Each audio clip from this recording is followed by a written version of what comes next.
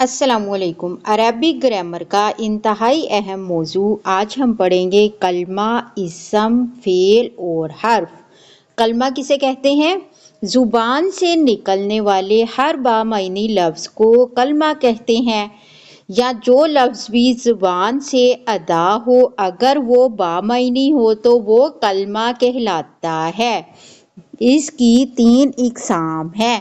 Number 1 اسم، number 2 فعل، number 3 حرف۔ اسم جو کسی شخص، حیوان، چیز یا جگہ وغیرہ کا نام ہو یا صفت ہو، مثلاً کتاب کتاب، شاعر شاعر، القلم قلم، فاسق گنہگار۔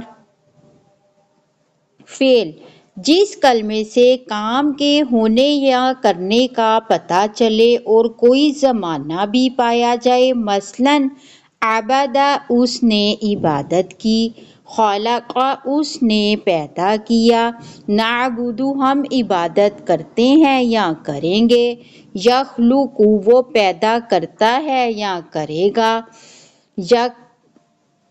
حرف وہ کلمہ ہے جو نہ اسم ہو نہ فعل بلکہ اسموں اور فعلوں کو آپس میں ملانے کا کام دے۔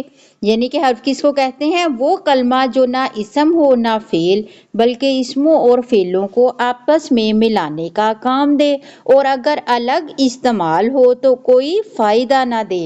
مثلاً فی میں، من سے، علی پر، الی طرف۔ پلیز لائک، شیئر اور سبسکرائب مائی چینل۔